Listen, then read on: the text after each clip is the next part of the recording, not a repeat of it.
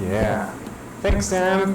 What a great presentation voice you have. It's nice and slow, methodical. It's just really good. And yeah, my name is Stephen Godfrey, and today we're going to talk about consulting. Who in here would like to learn how to do freelancing or consulting to bring money on the side? Anybody else would like to learn more in here? Okay, good. Today we're going to talk about consulting, how you can do it even in school, or perhaps if it's something you want to pursue after you graduate as a viable career path. And we'll talk about the ins and the outs, actually how to, the nuts and bolts of starting a consulting practice, whether it's right for you, and yeah, we'll just dive in. And these slides Sam will make available after the lecture sometime, which is great. And let's do this. So, I am going to get my mouse.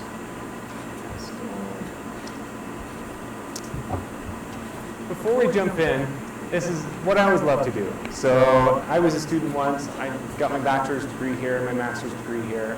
And if I had somebody to give me advice for, doing my schooling, here's what I want to hear. So this is my two-minute sort of insert to some life advice from an ex-student to current students. First thing with picking a major, a lot of you students think, what do I pick? I don't know what I want to do. What's the right choice? The trick for picking a major, honestly, is just to pick something and carry it through. Because you can always learn after. You can always go get more schooling. Just pick something that you think you'll enjoy and stick with it. Ideally, you'll do something that you love. If you don't know what you love, which is kind of common, then pick something that you're good at. Try some things out. But so many students get so scared about, what do I pick? I'm going to make the wrong choice. Honestly, just pick something and go with it. And if you need to change midway, change. But don't be afraid of picking something. Second, you get knowledge crammed in. It's like this fire hose just right in front of you. But learn to love learning. For me, I've learned way more after school than I have in school. Jim Rohn, a philosopher, said that, and he's awesome, you should look him up. Your level of, your level of business success will rarely exceed your level of personal progress. In other words, always learn, always grow. And as you learn and grow, you'll actually make yourself more fortunate. He also said that formal education will make you a living, and self-education will make you a fortune. And I testify that that's true, totally true. A lot of what I do in consulting, I learned after the fact. Some of you have, and this gets a little more personal, but we all have problems, we all have escapes. Fix your personal stuff now. Again, your level of success will basically be determined by your personal progress. And do yourself a favor, if you get some things that you're struggling with now, work them out. Because you're either going to have a life of shame and being tired and frustrated, or you might as well fix them now and get them done with. And it's a much better way after that. Lastly, just relax, work hard, don't freak out, you'll graduate. I once worried about a B- I got in my data mining class. It was my only B- in my graduate program. And I was like, Professor, Doug Dean, he's like, you got a 3 at 5, just chill out, man. You're gonna get a good job. So just relax. Work hard, but relax. And that is the official advice. So let's jump in, picking a major, let's go. Again, I studied information systems. I got the bachelor's first, went and worked for a while, and then I came back and got the master's program. I do technical consulting full-time for myself. I don't have any employees. I run just a shop of me, and it's awesome. I love to go in the wilderness. I can make fire with a bow and drill. I went down to survival school down in Boulder, Utah, and did that. That was fun. Love making sourdough bread. What else? Got a great family, wife, 2 kids, and I love to write. Currently, I'm writing a book on Imposter Syndrome, which is a fancy term for self-doubt, lack of self-confidence, fear. I mean, do any of you ever have self-doubt, fear, lack of self-confidence? It's a great thing to learn about. So let's do my story first. And if I can keep the HDMI cable from not falling out this time. So again, did the bachelor's, worked for a company called Fishbowl, and let's do this. Let's go back one step. I'm going to tell you, I am pretty much open with numbers and money and things. And it's because I want to give you context. I'm going to tell you exactly my sellers from all my jobs, all my freelancing revenue, everything here to show you, one, it's really possible to get where I'm at. And then 2, you can be like me and start at the very, very bottom and struggle and work your way up and get to a good life. It's not an excuse to be lazy, it's to give you hope. If you feel that you struggle, if you suffer, if you think, man, I stink at coding, this degree is so hard, I just can't get it. If you ever have those questions, just realize that you can keep on working at it, especially after school, and work your way up. So here's the path from bottom barrel to top of the food chain kind of career path, right? You ready? Ready? Yeah, let's go. So I did my bachelor's 2009. It was the Great Recession. And oh man, it was a horrible time to graduate. Companies were dropping offers left, right, and center. MBAs were getting support jobs, making $12 an hour. It was a bad time to graduate. Got a job at 36K, working for Fishbowl, worked up to 48K. I basically struggled. I worked at improving my coding, my programming, and got a job as a web developer for a company making about 60. And then I got into the MISM. They said you have to do it in a year because you have experience. So I did it in a calendar year, which is awesome. I worked at a startup for it as a DevOps engineer, and then they ran out of money. So we all got fired. And I got a call, so looking for more work, and this was after about 7 months, 8 months of working for them. I got a call from somebody who said, hey, I've got a project I want done, can you scope it? Saw your resume, can you scope it for me? I'm like, yeah, I can scope a project. And so I did. I thought, I could do this. So I did it. And that client then, after about $80,000 worth of work, we finally just parted ways on friendly terms a few months ago because he just couldn't afford me, and I gave him a new referral for somebody else to take over, and we're totally in good terms. But yeah, year one, 68K. Year two, 88K. This year, year three, kind of year three. I'm currently with booked projects of 125K this year, probably 130 maybe, between that range. And that's a good life to be in. It gives me the freedom to do more of what I want, a lot of power, a lot of ability to help people with Christmas, and yeah, it's a good life to be in. If you do the math, that's kind of like the first starting year salary of an MBA working for a huge company. But the thing is, when you work for yourself, there's really no cap. So there you go. That's full transparency, what I've made, all my companies since starting, information systems degree, and it's to, again, give you hope and expectations what you can get. Yeah. Any questions about that before we jump in? Anything you want to shout out?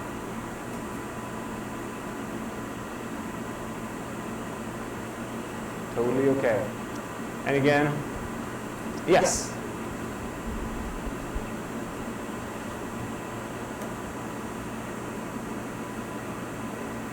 Yeah, so that guy, it was for Kaizen Management, doing a self-storage app. He basically wanted to manage tenants, move-ins, move-outs, automatic transactions, that kind of thing. I basically worked for him mostly solid, and then just stuff comes your way. And as you get your word out that, hey, I'm a freelancer, I'm doing consulting, and by the way, I use those terms interchangeable because they really are the same.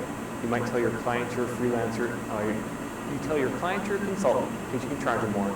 And then you can tell your friend you're a freelancer because it gives them context. But people just find out.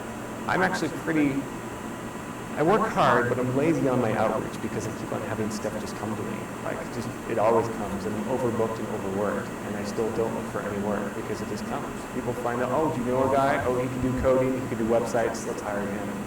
And I've been really blessed. But we'll talk about outreach. We'll talk about what you can do in referrals and how to get more clients. There's proven ways to do it. Good question. I'd give you a candy bar, but I don't have any. What I do as a consultant, I mainly build websites for companies. I'm building lots of websites for Bank of America Corp is one of my clients. I typically work in Jekyll, which is a static site builder for any of you techies out there. Laravel is a PHP framework, and I do some WordPress, but I don't like it because it's WordPress.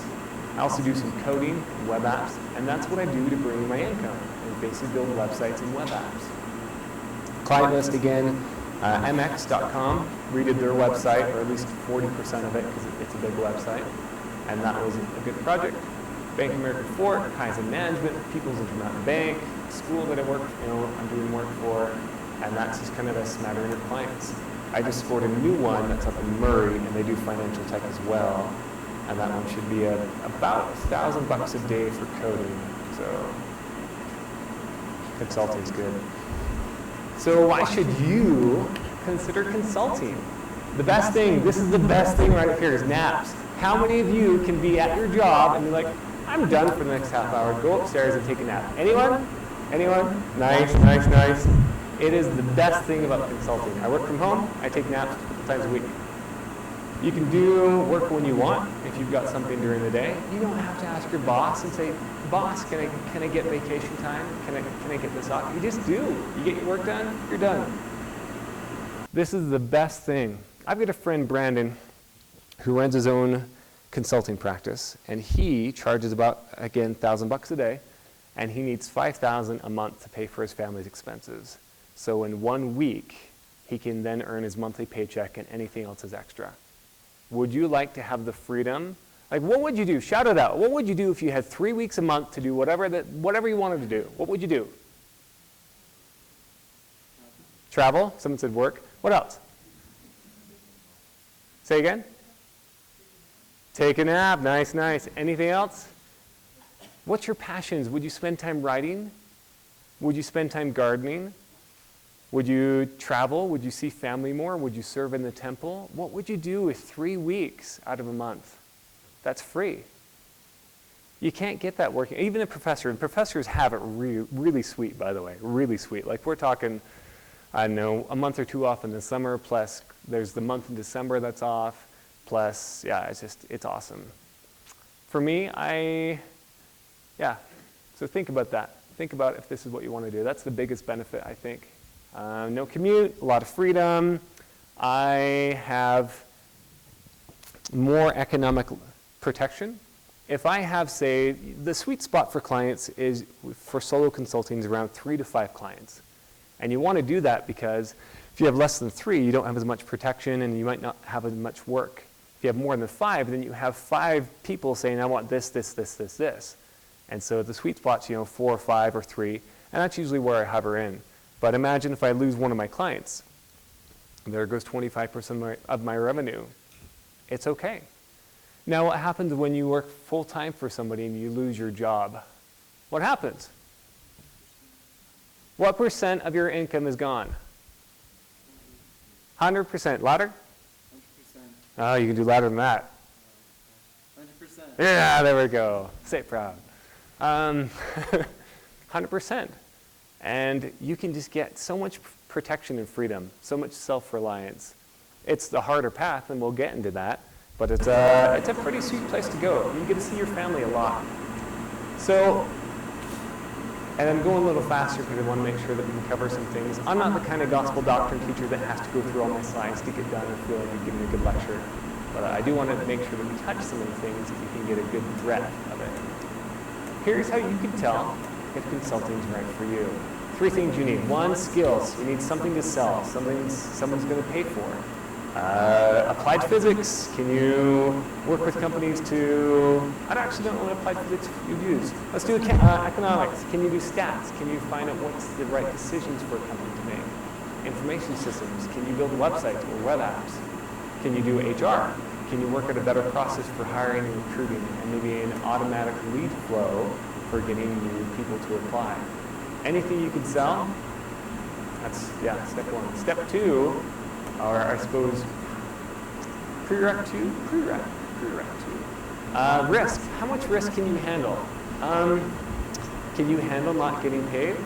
Last month, it took me 2.5 months for I had outstanding invoices to a bunch of clients, and I guess I'll be honest here. I go to the bank and I pay myself $6,000 a month because I have a family and a mortgage and stuff. And I go and pay myself, and my bank account hits $300. Now, to a student, you might think, $300 is pretty good. But when you have a family and a mortgage and a car payment and a student loan payment, it's not a lot, and especially when you pay tithing as well. And I go and I'm like, okay, I have faith, I'll pay myself. I had outstanding invoices. And between you and me, I had 38,000 outstanding invoices from clients. So here's this huge chunk that I'm waiting to come. Oh, I can't wait for just one of those checks to come. And I'm still broke. And can you handle it? Can you handle having money in your bank that you can't touch because you need to have 2 or 3 months saved up because you might have a dry spell and you need to take care of your family? Can you do it? Can you handle that risk? When you work for somebody else, you might make 40, 50, 60, get to the top end, 100, 110, 130. 150 is kind of about the top VP-ish unless you go to Silicon Valley. And that's kind of what you do. And you get the safety and security of benefits and consistent paychecks, and you take a hit in your income for doing that, for that safety. When you work for yourself, there's no cap. You work really hard, you make a lot of money, but when there's no work, there's no work. So can you handle risk? Step 2, and these are hard questions. Step 3, is your life in order? Do you struggle to work? Do you watch YouTube all the time? Can you budget your finances? Can you be your own boss? Can you work when you're supposed to? Can you set a schedule and say, I'm working for client A this day and work for client A that day? Can you get out of bed? How's your personal life? Those 3 things, if you think, I have nothing to sell, I can't handle risk, and your life is not in order, it's okay. It's the harder path. Feel free to take a job. That's what 90% of people do. If not, I think 95. That Marriott School magazine said there were 17 out of 950-ish people that started their own business. Most people don't do it, and they won't do it, and they can't do it because it's too hard or too scary. I'm not saying that I'm better or smarter, because I'm not, but it's the harder path. There's more risk, more reward. Let that thing just while I drink dramatic pause. So I'm not going to tell you, are you the person, should you choose consulting? Should you not? That's a decision that you're going to have to choose for your life. But that's the 3 criteria. And if you've got 2 of those and you've got one that you're missing out on skills, then work on skills. Do your side stuff. Sacrifice a little sleep and a little recreation to get a skill that you can sell. And the benefit is awesome. We talked about that before. Yeah. Professor Little, as awesome as he is, he asked me to talk about family responsibilities, which I don't mind. There's a lot of notes I had. I'm going to share here some 4 points that I think. And then I asked my wife, and she gave me like a list of this long. I can't put them all on the slides. They're in the notes in my slides, which we'll share, of course.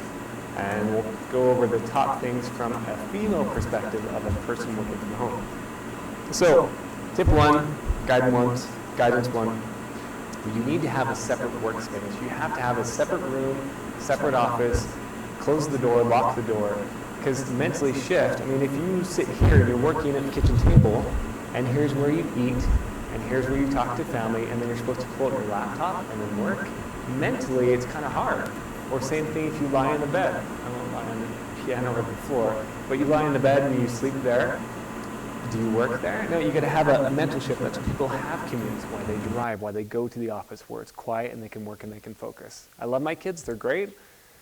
They are crazy, and they're so loud all the time, and it makes it really hard to work from home. So have a separate workspace. Also, you'll want to schedule your time. Treat it like a job. Say, this day I'm going to work for this client. This day I'm working for this client. I bill per day. Some people will, bill weekly and book weekly. Others do hourly. We can get into that later. Most people start hourly, but yeah. Do you feel like because you work from home that you miss out on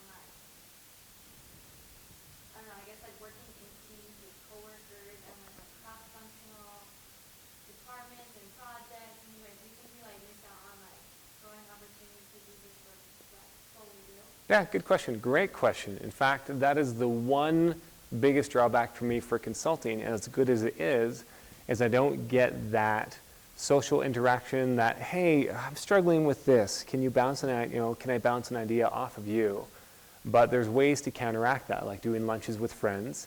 And honestly, it comes down to a balance. Would you rather eat when you want, sleep when you want, take naps when you want, make a whole lot of money, or do you need that social connection when you can get it by being social on your own free time or just doing lunches?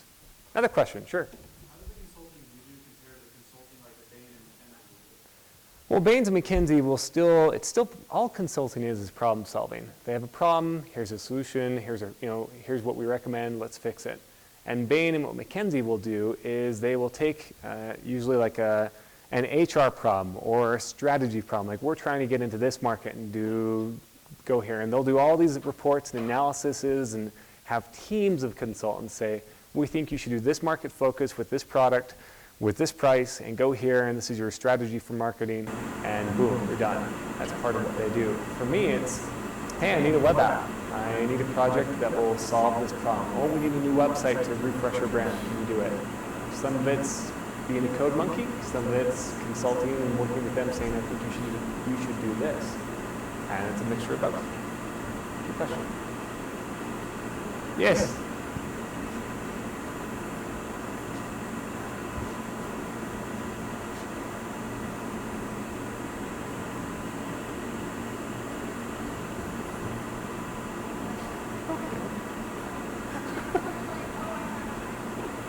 I do, but that's a lot. Yeah.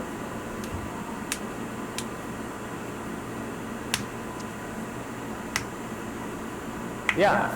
First, I would think you'd want to have a vision for your life, decide where you want to go. I have a company right now that I'm doing work for. It's actually through an agency because it needed some tech help.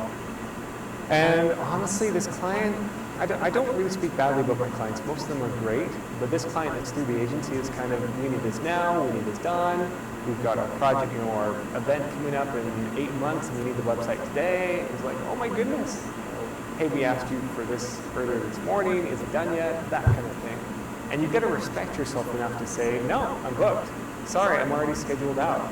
And if they get mad, they get mad. If they walk away, they walk. You want to treat your clients with respect, and if you say you do it, you do it. But if they say, okay, you need to work the weekend, you can say, no, I don't. Or, oh, fine, if you want me to work weekends, look at my terms of service on my webpage. You can see that our after hours and weekend rate is $500 per hour. And if you're willing to have me pay that, then I'm happy to work for you. And most clients, when they hear that, $500 an hour, which is $4,000 a day, they say, oh, we'll just wait till Monday. That's, yeah. So there's ways to handle it, but the biggest thing is to have enough self-respect and decency to say no. Learn to say no. Sure, one more and then we'll move on. We have time for more questions too, but I want to get a few more things done.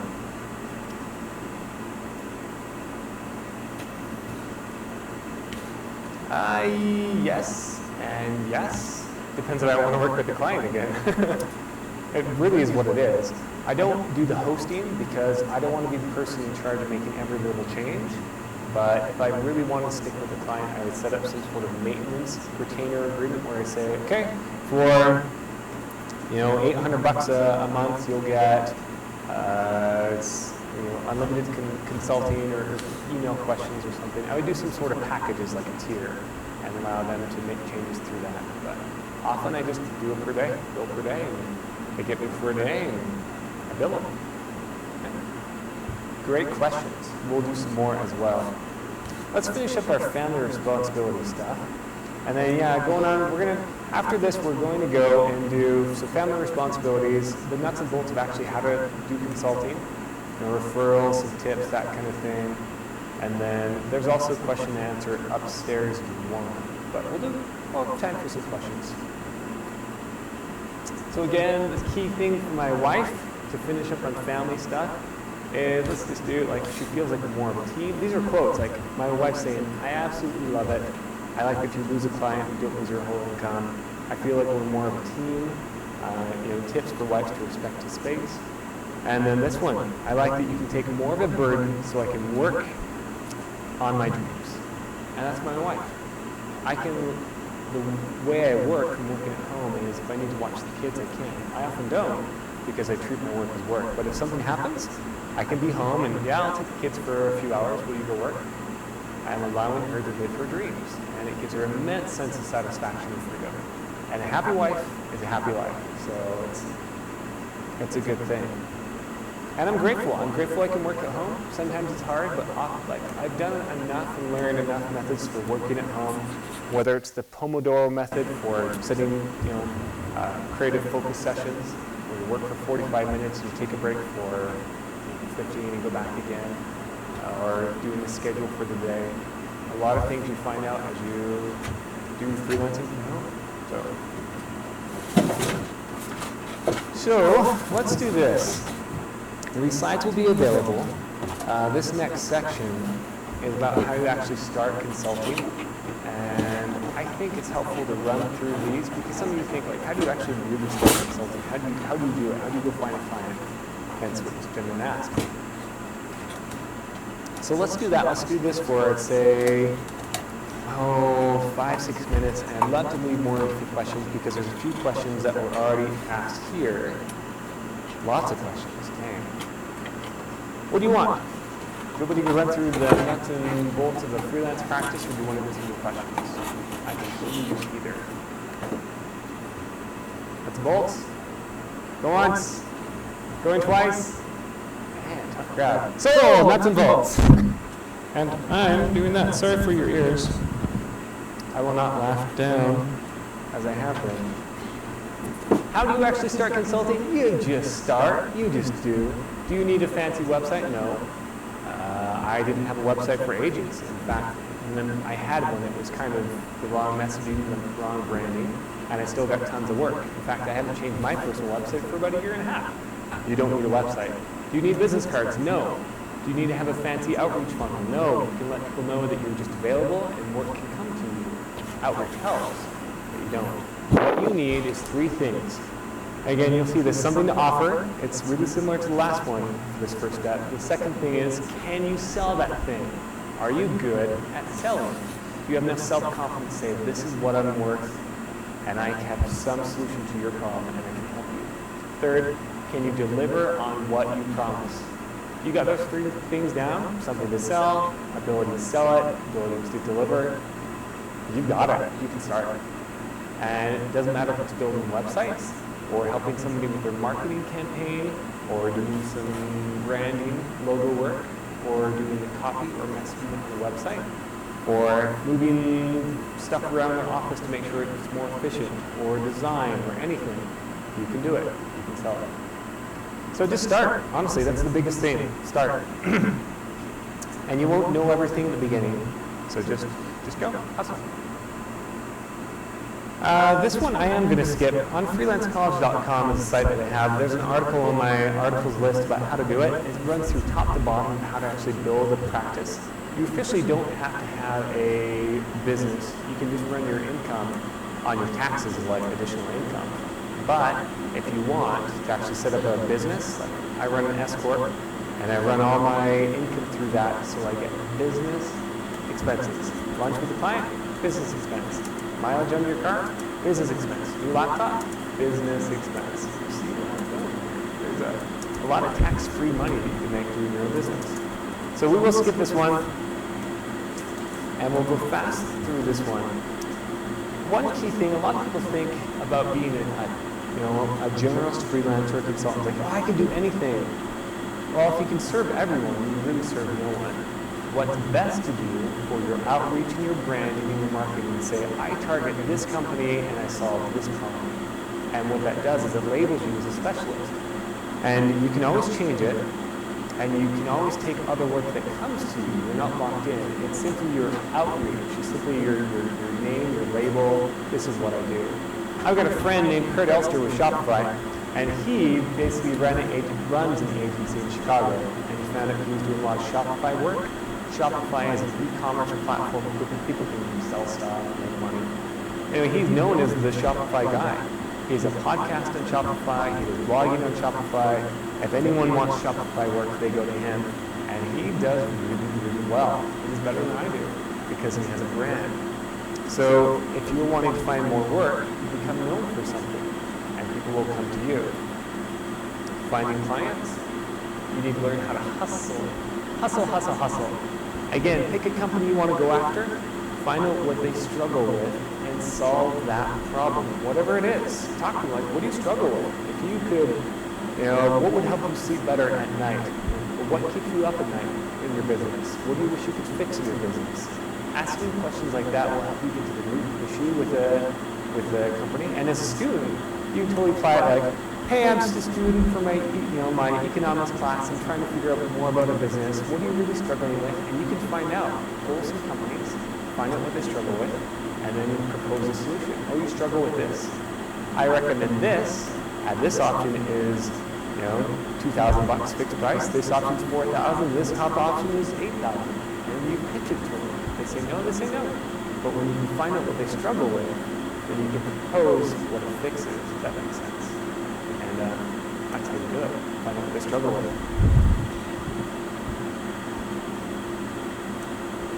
Finally, with outreach, again, it's really connecting with other people. They don't know what you do until you reach out. I've been blessed to basically say I do consulting and freelancing, and then work just comes to me. I don't do any outreach. I'm just blessed enough to have plenty of work. I'm overbooked as it is. And the last thing is referrals. And next slide is referrals. And this is about the last thing we have to talk about with setting up a consulting practice is asking people in your network. Hey, I'm looking for companies who have problems with their website. And I say website all the time because that's just what I do. But whatever your specialty is, I'm looking for life coaching clients. I'm looking for people who want to have a better lifestyle, being healthy. I am a teaching, or I do a tutor. Say you're a tutor for a foreign language. Say, hey, I can help you with a second language. If you know anybody who just moved here who needs help in English, ask people. Anyone that you've served, past clients. I know a girl who, I will skip that. Just because of time. I wish you could speak here longer to help you. So let's go a little faster through these tips we're going to skip. This one last thing. I am not here to take money from you. I'm here. I love dealing. I love dealing. I call it home. I used to teach as an adjunct here. I went to school here. But people also ask me, I want to learn more. Where do I go? And often, if you say, hey, go get some blog, read a blog there, read an article here, sometimes they will, but they don't dive in. I found the best way to get the most out of learning is to take a course. And for me, I've taken courses from double the freelancing rate. I've taken courses about how to get referrals. I've taken courses. I just invest in myself, in my business. And one thing I've got to offer you, if you want, don't feel bad, is I actually have a course. I'm going to offer it to you. Don't buy it if you don't want it. But it's because there's so much to learn. It's a master course in freelancing. It has another course wrapped into it. And it teaches people how to find clients, how to position their services, what prices you should charge, how to run your business, how to set up a business, what contracts to use. There's example templates and contracts that are in there, proposals, any of those. You know, myself for $300. If you want, again, don't buy it if you don't want it. It's $30, 90%. It gets into Black Fridays. And I do this because I want you to actually do it. If you want to take the course, if you put a little money and a little investment in yourself, you'll actually do it. You get it for free. How many free courses do you have in your inbox or some folder, some free ebook or some free courses you never read, you never touch, you never do it? I want you to take this knowledge and go start getting clients and charge them $50 an hour and move into $100 an hour and keep going down the road. And if you do it, if you do buy it, then you get your investment back in an hour. So again, freelancecollege.com/courses.html. If you want to do it, again, I'll take the pricing down in a day, probably tonight. But for this class, for this group, $30. End of story. Anyway, I believe in it. It's helped me, and I wrote it for UAE students. That's all I got to say on that. So it's been honestly a pleasure to be here. We've got questions after. And feel free to reach out to me. That's my personal email. I got it back in the Gmail beta. And there's my book and I suppose website stuff. There's a lot of free content on here about self-doubt and lack of confidence. Impostersyndrome.com. And that's the course as well. And so questions. Let's go since we're in Google Slides, if you can go ask questions. And we got some votes. We're going to go new top questions. How do you find solid clients who aren't too much of a burden / annoyance? Oh my goodness. You vet them. You look for red flags. You find out, you propose things to them. If they start saying, oh, well, what about these changes? And we have 30 more changes to come, and I want status updates on the weekend, and what's your personal cell phone number? I want this. And if they call you at 9 o'clock at night, if they want things done, they call you on weekends or vacation, then drop them. Like, you can get to the point. I've got now in my savings about 5 months of savings, 5 or 6 months of runway, where I wouldn't have to work at all for 5 or 6 months. I could just, I don't know, I have to buy an Xbox, but I could play Xbox, or I could go fishing or writing or do what I want to do. And it gives you enough power to say, I don't want to work with you anymore. You don't have to work with clients you don't want to. So look for the red flags. Have enough income that when it comes to it, you can drop them. Yeah, good question. What are the legal requirements to start a consulting firm? Don't do fraud. You don't have to officially have a business. For me, and again, the slides will be available for you, and there's more details in the Google Notes as well. But I set up an S Corp. It's a legal entity where it's kind of like a corporation, but it's a different kind of tax structure. And some accountants are here like, yeah, this is great. Other students are like, shutting down. But I have an S Corp, and it allows me to say I pay myself $24,000 a year. That's my official salary for the government. And then that means my self-employment tax is only based off my $24,000. And allows me to have my business expenses. There's a bunch of tax reasons for it. But yeah, if you don't set up a business, it's okay. Just run it through your normal income. Say it's normal income on your tax return. Or don't say you have income on your tax return. That's totally up to you. But some people do. But yeah, you don't have to have a legal business. But the biggest thing is, yeah, just don't commit fraud. But a business does protect you. It comes down to liability. If you run your stuff through a business, then if somebody sues you, they sue the business. And then they take all the money that's in the business, and yeah, they can if they want. So yeah, what you mentioned to do sounds like you basically work in PHP platforms. I do, confession. I don't see a lot of job opportunities requiring PHP experience. Are you kidding me? There's tons. And I find it interesting that you have enough work doing that. Did I understand that correctly? And do you have thoughts and advice about that? Good question. Really good question. I think in school, you often get told, and we'll geek out and tech out for a second here, that you need to know Java or Python, or this is the language that you want.